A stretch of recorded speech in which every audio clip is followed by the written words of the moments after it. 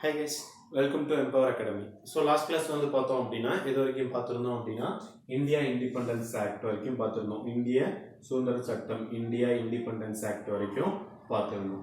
ஓகேங்களா?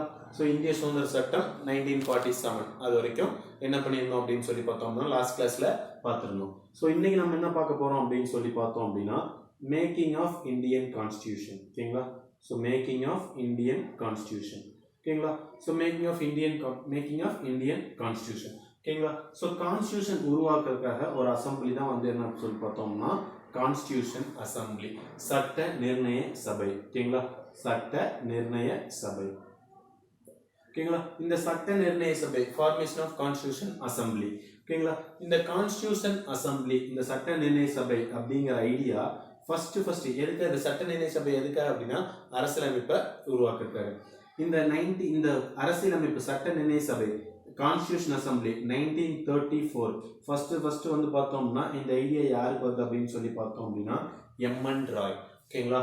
So first idea set by constitution assembly அப்படின்னு சொல்லி பார்த்தோம்னா முதலாக சட்ட நிர்ணய சபைக்கு ஆலோசனை கூறியவர் யார் அப்படின்னு சொல்லி கேட்டாங்க அப்படின்னா யார் அப்படின்னா எம்என் ராய். ஓகேங்களா? ஸோ இந்த எம்என் ராய் தான் வந்து பார்த்தோம் அப்படின்னா என்ன அப்படின்னு சொல்லி பார்த்தோம்னா எங்கெங்கெல்லாம் பார்ப்பீங்க அப்படின்னா 5 இயர் பிளான்ல. ஓகேங்களா? ஸோ ஃபைவ் இயர் பிளான்ல எம்என் ராய் வந்து பார்த்தோம் அப்படின்னா பீப்புள்ஸ் பிளான் சொல்லியிருப்பார். பீப்புள்ஸ் பிளான் வந்து பார்த்தோம்னா யார் தான் சொல்லியிருப்பார் அப்படின்னா இந்த எம்என் ராய் தான் சொல்லியிருப்பார். ஓகேங்களா? ஸோ அதுக்கப்புறம் எடுத்துக்கிட்டோம் அப்படின்னு சொல்லி பார்த்தோம்னா இப்போ இருக்கு பார்த்தீங்களா கம்யூனிஸ்ட் பார்ட்டி ஆஃப் இந்தியா. இந்த கம்யூனிஸ்ட் பார்ட்டி ஆஃப் இந்தியாவோட ஃபவுண்டர் யார் அப்படின்னு சொல்லி பார்த்தோம்னா இந்தியாவில் கம்யூனிஸ்ட் பார்ட்டி இடதுசாரிகள் இயக்கம் அப்படின்னு சொல்லக்கூடிய கட்சியோட ஃபவுண்டரும் யார் தான் அப்படின்னு சொல்லி பார்த்தோம்னா இந்த எம்என் ராய் தான். ஓகேங்களா? ஸோ இந்த எம்என் ராய் தான் வந்து பார்த்தோம்னா 1934ல ஃபர்ஸ்ட் கான்ஸ்டியூஷன் அசம்பிளி ஐடியா சொல்றாரு. ஓகேங்களா? ஸோ 1935ல வந்து பார்த்தோம் அப்படின்னா Indian constitution Indian national Congress வந்து பார்த்தோம் அப்படின்னா அஃபீஷியலா கேட்குறாங்க. ஸோ இனிமேல் எங்களுக்கு வந்து பார்த்தோம் அப்படின்னா காங்கிரஸ் வந்து எங்களுக்கு சட்ட நிர்ணய சபை வேணும் அப்படின்னு சொல்லி யார் கேட்குறாங்க அப்படின்னு பார்த்தோம்னா காங்கிரஸ் அஃபீஷியலா கேட்குறாங்க. எப்போ அப்படின்னா 1935. ஓகேங்களா? ஸோ அதுக்கப்புறம் வந்து பார்த்தோம் அப்படின்னா 1938ல. ஓகேங்களா? ஸோ 1938ல ஜவஹர்லால் நேரு என்ன சொல்றாரு அப்படின்னு பார்த்தோம்னா without any outer interference we form a constitution assembly. Without any outer interference we form a constitution assembly. அதாவது எந்த ஒரு வெளி தடைகளும் இல்லாமல் சட்ட நிர்ணய சபை உருவாக வேண்டும் அப்படின்னு சொல்லி சொல்றாரு. யார் அப்படின்னு சொல்லி பார்த்தோம் அப்படின்னா ஜவஹர்லால் நேரு. ஓகேங்களா? ஸோ இதே 1938ல தான் வந்து பார்த்தோம்னா ஜவஹர்லால் நேரு 5 இயர் பிளானுக்கு national planning commission setup Congress plan அப்படின்னு சொல்லி சொல்லுவோம், இல்லை அப்படின்னா நேரு பிளான் அப்படின்னு சொல்லி 1938ல வந்து பார்த்தோம்னா 5 இயர் பிளான்ல சொல்லியிருப்பாங்க. ஓகேங்களா? ஸோ ஆனால் 1939ல வந்து பார்த்தோம் அப்படின்னா வேர்ல்டு வார் 2 ஸ்டார்ட் ஆனதுனால இரண்டாம் உலக போர் ஸ்டார்ட் ஆனதுனால என்னாச்சு அப்படின்னு சொல்லி பார்த்தோம் அப்படின்னா இந்த கான்ஸ்டியூஷன் அசம்பிளியோட ஐடியாவை என்ன அப்படின்னா டிராப் ஆக ஆரம்பிக்குது. ஓகேங்களா? ஸோ இதுல என்னாச்சு அப்படின்னு சொல்லி பார்த்தோம் அப்படின்னா 1939ல வேர்ல்டு வார் 2 நடக்கிறதுல இந்தியாவோட இம்பாக்ட் என்ன இரண்டாம் உலக போர்ல அப்படின்னா பிரிட்டிஷ்கார என்ன பண்ணிட்டான் அப்படின்னா இந்தியாவை கேட்காம என்ன பண்ணிட்டாங்கன்னா பிரிட்டிஷ்கார வேர்ல்டு வார் 2க்கு இந்தியா வந்து பிரிட்டிஷுக்கு சப்போர்ட் பண்ணுது அப்படின்னு சொல்லிட்டான். பிரிட்டிஷ்கார வந்து நம்ம கிட்ட கேட்காம என்ன சொல்லிட்டான் அப்படின்னா இரண்டாம் உலக போர்ல பிரிட்டிஷுக்கு வந்து இந்தியா வந்து பிரிட்டிஷுக்கு தான் சப்போர்ட் பண்ணும் அப்படின்னு சொல்லி நம்மள கேட்காம என்ன பண்ணிட்டான் அப்படின்னு சொல்லி பார்த்தோம்னா அனௌன்ஸ் பண்ணிட்டான். இருக்கிறதுலே ஒரு பெரிய இயக்கம் தான் என்ன அப்படின்னு சொல்லி பார்த்தோம்னா காங்கிரஸ். ஓகேங்களா? காங்கிரஸ் சொன்னா வந்து பார்த்தோம்னா ஒட்டுமொத்த இந்தியாவே கேட்கும். ஸோ அப்பேற்பட்ட ஒட்டுமொத்த இந்தியாவும் சொல்லக்கூடிய அந்த இயக்கத்தை ஒரு வார்த்தை கூட கேட்காதனால என்ன பண்றாங்க அப்படின்னு சொல்லி பார்த்தோம் அப்படின்னா 1939ல ஆல் காங்கிரஸ் மினிஸ்ட்ரிஸ். ஓகேங்களா? எல்லா காங்கிரஸ் மினிஸ்ட்ரிஸ் என்ன பண்றாங்க அப்படின்னு சொல்லி பார்த்தோம் அப்படின்னா ரிசைன் பண்ணிடுறாங்க. ஓகேங்களா? ஸோ எல்லா காங்கிரஸ் மினிஸ்ட்ரிஸ் என்ன பண்ணிடுறாங்க அப்படின்னா தன்னோட போஸ்டிங்ஸை ராஜினாமா பண்ணிடுறாங்க. ஓகேங்களா? ஸோ இந்த ராஜினாமா பண்ணதை என்ன பண்றாங்க அப்படின்னா டிசம்பர் 22 1939 வந்து பார்த்தோம்னா டே ஆஃப் டெலிவரன்ஸ். ஓகேங்களா? டே ஆஃப் டெலிவரன்ஸ் அதாவது வெளிநடப்பு தினம் அப்படின்னு சொல்லி கொண்டாடுறாங்க. யார் அப்படின்னா முஸ்லீம் லீக் கட்சிகள் வந்து என்ன பண்றாங்க அப்படின்னா டே ஆஃப் டெலிவரன்ஸ் சொல்லி கொண்டாடுறாங்க. எதை காங்கிரஸ் மினிஸ்ட்ரிஸை ரிசைன் பண்ணதை எடுத்து ஸோ கொண்டாடுறது யார் அப்படின்னா டே ஆஃப் டெலிவரன்ஸ். ஓகேங்களா? ஸோ அதுக்கப்புறம் எடுத்துட்டோம் அப்படின்னு சொல்லி பார்த்தோம்னா டே ஆஃப் டெலிவரன்ஸ் கொண்டாடுறாங்க. ஸோ இதுக்காக இதை சமாதானப்படுத்துறதுக்காக என்ன பண்றாங்க அப்படின்னு சொல்லி பார்த்தோம் அப்படின்னா 1940ல என்ன பண்றாங்க அப்படின்னா 1940ல வந்து பார்த்தோம் அப்படின்னா ஆகஸ்ட் ஆஃபர் அப்படின்னு சொல்லி ஒன்று தராங்க. 1940ல என்ன தராங்க அப்படின்னு சொல்லி பார்த்தோம் அப்படின்னா ஆகஸ்ட் ஆஃபர், ஆகஸ்ட் திட்டம் அப்படின்னு சொல்லி 1940ல கொடுக்குறாங்க. என்ன அப்படின்னா ஆகஸ்ட் மாசம் கொடுக்கறதுனால வந்து பார்த்தோம் அப்படின்னா இது ஆகஸ்ட் ஆஃபர். ஓகேங்களா? ஸோ இந்த ஆகஸ்ட் ஆஃபர்னால என்ன ஆகுது, அந்த ஆகஸ்ட் ஆஃபர்ல என்ன சொல்றாங்க அப்படின்னு சொல்லி பார்த்தோம் அப்படின்னா ஆஃப்டர் இண்டிபெண்டன்ஸ் சரி after world war you form a constitution assembly. ஓகேங்களா? So constitution assembly world war முடிஞ்சதுக்கு அப்புறம் என்ன பண்ணிக்கலாம் அப்படின்னா ஃபார்ம் பண்ணிக்கலாம் அப்படின்னு சொல்லி சொல்றாங்க. ஸோ அதே மாதிரி வந்து பார்த்தோம்னா டூ நேஷன் பாலிசி அக்செப்ட் பண்ணல. டூ நேஷன் பாலிசி என்ன பண்ணல அப்படி இருநாட்டு கொள்கை, அதாவது இந்தியா பாகிஸ்தான் அப்படிங்கிற கான்செப்ட் என்ன பண்ணல அப்படின்னு சொல்லி பார்த்தோம் அப்படின்னா இந்த ஆகஸ்ட் ஆஃபர்ல அக்செப்ட் பண்ணல. ஸோ அதனால என்னாச்சு அப்படின்னு சொல்லி பார்த்தோம் அப்படின்னா இதை முஸ்லீம் லீக்ஸும் சரி பண்டு ஐஎன்சி நேஷனல் காங்கிரஸும் சரி ரெண்டு பேருமே இது பண்ணிட்டாங்க. ஏன் அப்படின்னா after world war we get Swaraj தரோம் அப்படின்னு சொல்லியிருப்பாங்க. அதாவது ஸ்வராஜ் பூர்ண ஸ்வராஜ் அப்படின்னு சொல்லி ரெண்டு இருக்கும். ஓகேங்களா? ஸ்வராஜ் அப்படின்னா என்ன அப்படின்னா பிரிட்டிஷ்க்கு கீழே பிரிட்டிஷ் கவர்மெண்ட் கீழே நம்ம இண்டிபெண்டா இருக்கிற, அதாவது டாப் லெவல் போஸ்டிங் கிட்டத்தட்ட டொமினியன் ஸ்டேட்டஸ் மாதிரி பிரசிடென்ட்டும் பிளஸ் பிரசிடென்ட்டும் அதுக்கப்புறம் வந்து பார்த்தோம்னா ஆர்மி மிலிட்டரி ஜெனரல் இது ரெண்டு மட்டும் பிரிட்டிஷ், மீதி எல்லாமே வந்து பார்த்தோம்னா இந்தியன்ஸ். ஓகேங்களா? அது ஸ்வராஜ். பூர்ண ஸ்வராஜ் அப்படிங்கிறது என்ன அப்படின்னு சொல்லி பார்த்தோம் அப்படின்னா கம்ப்ளீட் இண்டிபெண்டன்ஸ், எல்லாமே இந்தியன்ஸ் தான். ஸோ அது இது பண்ணால என்ன பண்ணிட்டோம்னா இந்த ஆகஸ்ட் ஆஃபரை ரிஜெக்ட் பண்ணிட்டோம். ஓகேங்களா? ஸோ அதனால வந்து பார்த்தோம் அப்படின்னா இதை தான் காந்தி இண்டிவிஜுவல் சத்தியாகிரகம்லாம் ஸ்டார்ட் பண்ணுவார். ஓகேங்களா? ஸோ அதுக்கப்புறம் வந்து பார்த்தோம்னா 1942ல ஓகேங்களா? ஸோ 1942ல வந்து பார்த்தோம் அப்படின்னா என்ன அப்படின்னா கிரிப்ஸ் மிஷன். ஓகேங்களா? Grips mission. ஸோ இந்த கிரிப்ஸ் தூதுக்குழு எதுக்காக வராங்க அப்படின்னு சொல்லி சொல்றாங்க. ஸோ இவங்களும் என்ன சொல்றாங்க அப்படின்னு சொல்லி பார்த்தோம்னா after world war we form a constitution assembly. என்ன சொல்றாங்கன்னா ஃபுல்லி இந்தியன்ஸ், இந்தியர்கள் மட்டுமே தான் இருப்பாங்க அப்படின்னு சொல்லி சொல்றாங்க. எதுல அப்படின்னா இதுல அதுக்கப்புறம் எடுத்தோம் அப்படின்னா யூனிட்டி இல்லை, ஒற்றுமை இல்லை அப்படின்னா இந்தியா பாகிஸ்தானா பிரிஞ்சுக்கலாம் அப்படின்னு சொல்லி சொல்றாங்க. ஸோ அதனால இதை காந்தி என்ன சொல்றாரு அப்படின்னு சொல்லி பார்த்தோம் அப்படின்னா போஸ்ட் டேட்டட் செக் அதாவது பின்தேதியிட்ட காசோலை அப்படின்னு சொல்லி எதை சொல்றாரு அப்படின்னா இந்த கிரிப்ஸ் மிஷனை சொல்றாரு. ஏன் அப்படின்னா எப்போ வேர்ல்டு வார் முடியுது, எப்போ வந்து இது கேட்கறது. ஏன் அப்படின்னா 1906லேயே காங்கிரஸ்ல கல்கத்தா செஷன்ல நடக்கும் தாதாபாய் நவரோஜி.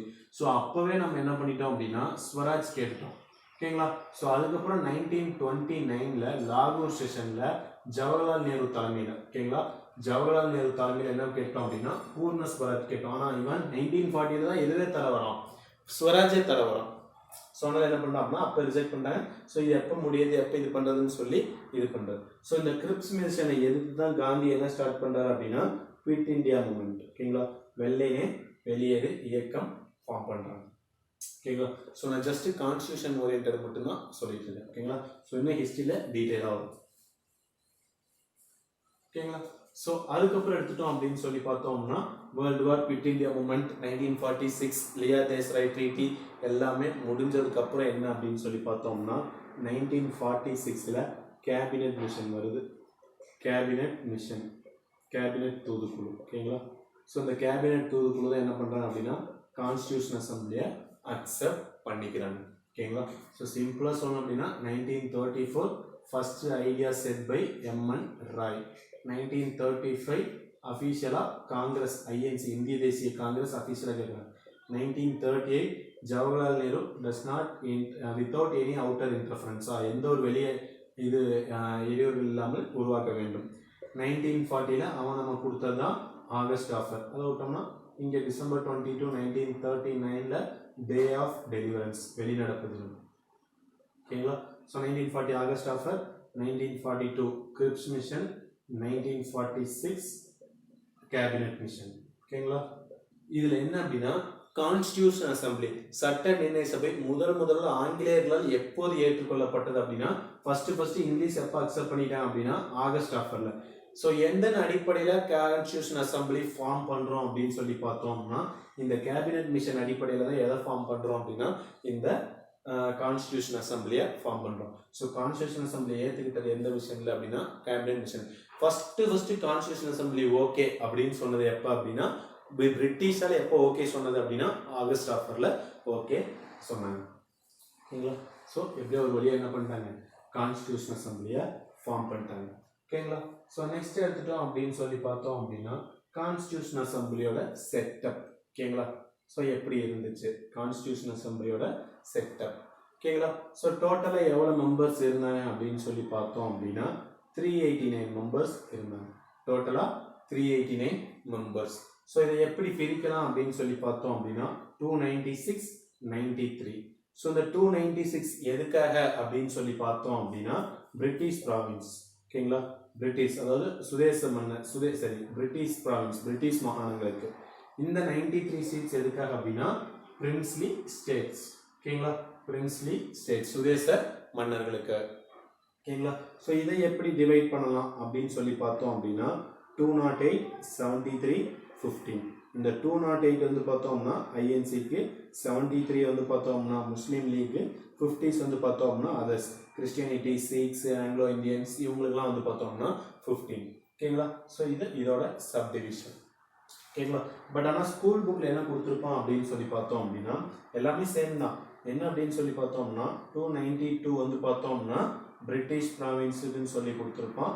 ஸோ இன்னொன்று வந்து பார்த்தோம் அப்படின்னா 3 சீட்ஸ் வந்து பார்த்தோம் அப்படின்னா chief commissioner province. So 90s வந்து பார்த்தோம்னா இந்தியன் கவுன்சில் ஆக்ட் படி சீஃப் கமிஷனர் ப்ராவின்ஸ்னு சொல்லி சில ஏரியாஸ் பிரிச்சாங்க. ஸோ அந்த ஏரியாஸ்க்கு ஒரு சீட்டு. இன்னொன்று வந்து பார்த்தோம் அப்படின்னா பலுஜிஸ்தான் இப்படி சொல்லி கொஞ்சம் 10th சோசியல் புக்கில் 10th சிவிக்ஸில் வந்து பார்த்தோம் அப்படின்னா இந்த ஸ்பிளிட்டப் வந்து எக்ஸாக்டாக கொடுத்துருப்போம். பட் நம்ம எல்லா இடத்துலையும் யூஸ் பண்ணுறது இதுதான். ஓகேங்களா? ஸோ இது வந்து பார்த்தோம்னா கான்ஸ்டிடியூஷன் அசம்பிளியோட செட்டப். ஓகேங்களா? ஸோ இந்த 389 மெம்பர்ஸ் எந்த பேசிஸில் சூஸ் பண்ண அப்படின்னு சொல்லி பார்த்தோம்னா 1 மில்லியன் பாப்புலேஷனுக்கு ஒரு சீட். ஓகேங்களா? அப்போ எவ்வளோ இருந்திருக்காங்க 389 மில்லியன் பாப்புலேஷன் அப்போ இருந்திருக்காங்க. கிட்டத்தட்ட எவ்வளோ 38.9 crores தான் எப்போ பாப்புலேஷன் 1947ல். ஓகேங்களா? ஸோ அப்போ வந்து பார்த்தோம் அப்படின்னா என்னது இந்தியா பாகிஸ்தான் பங்களாதேஷ் மூணு சேர்ந்து 38.9 crores. பட் இப்போ வந்து பார்த்தோம்னா இந்தியாவோட பாப்புலேஷன் 134 நியர்லாம் 133 சம்திங்கில் வரும். ஓகேங்களா? ப்ரெசென்ட்டில் 2011 சென்சஸ் படி 121 crore பாப்புலேஷன். ஓகேங்களா? ஸோ 1 மில்லியன் சீட்டு. ஸோ இவங்களை எப்படி சூஸ் பண்ண அப்படின்னு சொல்லி பார்த்தோம் அப்படின்னா both direct and indirect election. தேர்தல் வந்து பார்த்தோம்னா நேரடியாக ஒன்று இருந்துச்சு, மறைமுக தேர்தல் இருந்துச்சு. நேரடி தேர்தல்னால மக்களால் தேர்ந்தெடுக்கப்படையல. ஓகேங்களா? மக்கள் வந்து பார்த்தோம்னா தேர்ந்தெடுக்கப்படலை. ஸோ அந்த டைரக்டாக வந்து பார்த்தோம்னா ஒரு சில ப்ராவின்ஸ் அந்த ஐஎன்சியில் டைரக்டாக எலெக்ட் பண்ணிக்கிட்டாங்க, இன்டைரக்டாக நாமினேட் பண்ணிக்கிட்டாங்க. ஓகேங்களா? ஸோ எது அப்படின்னா இந்த 1 மில்லியன் சீட் பாப்புலேஷன்ஸுக்கு இப்படி இது பண்ணாங்க. ஓகேங்களா? ஸோ இதில் ஒரு ஹைலைட் என்ன அப்படின்னு சொல்லி பார்த்தோம்னா இந்த கான்ஸ்டிடியூஷன் அசம்பிளியில் முகமது அலி ஜின்னாவும் கிடையாது, மகாத்மா காந்தியும் கிடையாது. இந்த 2 மெம்பர்ஸ் வந்து பார்த்தோம் அப்படின்னா கான்ஸ்டிடியூஷன் அசம்பிளியில் வரவே இல்லை. ஓகேங்களா? ஸோ இவங்க 2 பேர் எது இல்லை அப்படின்னு சொல்லி பார்த்தோம் அப்படின்னா கான்ஸ்டிடியூஷன் அசம்பிளியில் வரவே இல்லை. இதுதான் வந்து பார்த்தோம்னா கான்ஸ்டிடியூஷன் அசம்பிளியோட செட்டப் கம்போசிஷன். ஓகேங்களா? ஸோ நெக்ஸ்ட் எடுத்துட்டோம் அப்படின்னு சொல்லி பார்த்தோம் அப்படின்னா constitution அசம்பிளியோட working.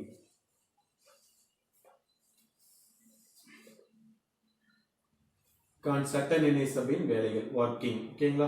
So first constitution assembly meeting எப்போ நடக்குது அப்படின்னு சொல்லி பார்த்தோம் அப்படின்னா December 9, 1946 தான் first meeting of constitution.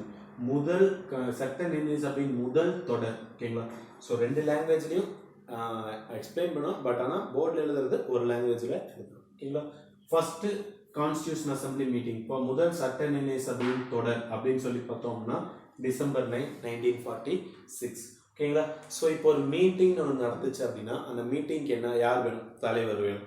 So அதுதான் கான்ஸ்டியூஷன் அசம்பிளியோட ஃபர்ஸ்ட் டிபேட், விவாதம். முதல் சட்ட நிர்ணய சபையின் முதல் விவாதம் அப்படின்னு சொல்லக்கூடியது எது அப்படின்னா யாரை தலைவராக போடலாம் அப்படிங்கிறது தான். ஓகேங்களா. ஸோ அப்படி ஒரு தலைவராக தேர்ந்தெடுக்கப்படுறார் யார் அப்படின்னா சச்சிதானந்த சின்ஹா. சச்சிதானந்த சின்ஹா தான் வந்து பார்த்தோம் அப்படின்னா தலைமை ஏற்கிறார். ஓகேங்களா. First president of INC, first president of constitution assembly, சட்ட நிர்ணய சபையின் முதல் தலைவர் அப்படின்னு சொன்னோம் அப்படின்னா சச்சிதானந்த சின்ஹா. சச்சிதானந்த சின்ஹாவை தலைவராக போடலாம் அப்படின்னு சொல்லி இது பண்றது யார் அப்படின்னா ஆச்சாரியா ஜேபி கிருப்லானி. ஓகேங்களா. ஸோ இப்போ எப்படி ஐஎன்சி இந்தியன் நேஷனல் காங்கிரஸ்ல ஃபர்ஸ்ட் தலைவராக டபிள்யூசி பானர்ஜியை போடலான்னு ஜி சுப்பிரமணிய ஐயர் சொல்றாரோ அது மாதிரி இங்கே இவருக்கு இது பண்றது யார் அப்படின்னா ஜேபி கிருப்லானி. ஓகேங்களா. இந்த சச்சிதானந்த சின்ஹாவை எந்த பேசிஸ்ல வந்து தலைவராக போடுறாங்க அப்படின்னு சொல்லி பார்த்தோம் அப்படின்னா ஓல்டு மெம்பர், அதாவது வந்து பார்த்தோம் அப்படின்னா வயதானவர்களை தலைவராக போடுற பழக்கம் எந்த நாட்டில் இருக்கு அப்படின்னு சொல்லி பார்த்தோம் அப்படின்னா பிரான்ஸ்ல இருக்கு. ஓகேங்களா. ஸோ வயதானவர்களை தலைவராக போடுறது எந்த நாட்டு பழக்கம் அப்படின்னா பிரான்ஸ்ல போடுறது. ஓகேங்களா. ஸோ அதுக்கப்புறம் சச்சிதானந்த சின்ஹா இறந்துடுறாரு. ஸோ அதுக்கப்புறம் என்ன அப்படின்னு சொல்லி பார்த்தோம் அப்படின்னா December 11, 1946 Rajendra Prasad elected as a permanent president. ஓகேங்களா. பர்மனன்ட் பிரசிடென்ட் ஆஃப் கான்ஸ்டியூஷன், சட்ட நிர்ணய சபையின் நிரந்தர தலைவராக ராஜேந்திர பிரசாத் தேர்வு செய்யப்பட்டார். எப்போது அப்படின்னா இந்த டிசம்பர் 11, 1946. டிசம்பர் 11, 1946. ஓகேங்களா. ஸோ அதே மாதிரி ஹச்சி முகர்ஜி. ஓகேங்களா. H Mukherjee and Krishnamachari.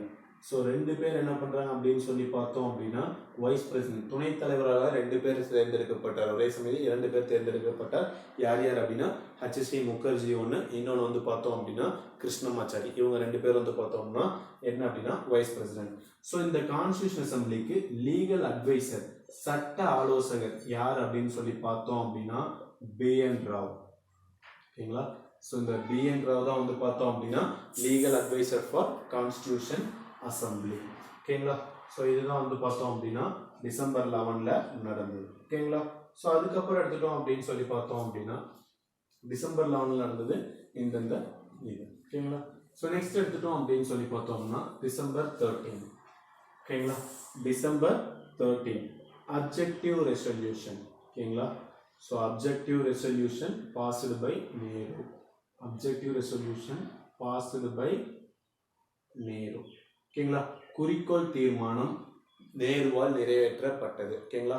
So இப்போ படிக்கிறோம் பார்த்தீங்களா ப்ரீஆம்பிள். ஸோ அந்த ப்ரீஆம்பிள் முகப்புரைன்னு சொல்லக்கூடிய அந்த ப்ரீஆம்பிள தான் என்ன சொல்லணும் அப்படின்னா அப்ஜெக்டிவ், குறிக்கோள் தீர்மானம். எங்களோட அரசியலமைப்பு இந்த மாதிரிலாம் இருக்கணும் அப்படின்னு சொல்லி நேரு வந்து ஒரு குறிக்கோள் தீர்மானத்தை வெளியிடுறாரு. அதுதான் வந்து பார்த்தோம்னா அப்ஜெக்டிவ் ரெசல்யூஷன். எப்போ அப்படின்னா டிசம்பர் 13, 1946.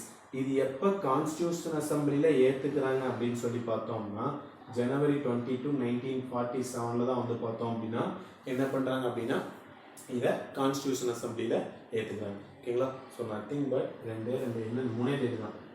டிசம்பர் 9 எல்லாமே 1946 தான், பிஃபோர் இண்டிபெண்டன்ஸ். 13, 1946. ஓகேங்களா. ஸோ 9 வந்து பார்த்தோம் அப்படின்னா first meeting of constitution assembly Sachchidananda Sinha. So அடுத்தது Rajendra Prasad elected as a permanent president. So December 13 எடுத்துட்டோம்னா objective resolution passed by Nehru. ஓகேங்களா. ஸோ இதுக்கப்புறம் வந்து பார்த்தோம் அப்படின்னா 11 கான்ஸ்டியூஷன் அசம்பிளி டிபேட்ஸ் நடந்திருக்கும். ஓகேங்களா. ஸோ டோட்டலாக 11 செஷன்ஸ் நடந்திருக்கும். அந்த செஷன்ஸ் எப்பப்பெல்லாம் நடந்தது அப்படிங்கிறது பார்க்கலாம். So changes in India independence act. ஓகேங்களா. ஸோ இது எல்லாமே வந்து பார்த்தோம்னா நெக்ஸ்ட் வீடியோவில் பார்க்கலாம். Okay, thank you.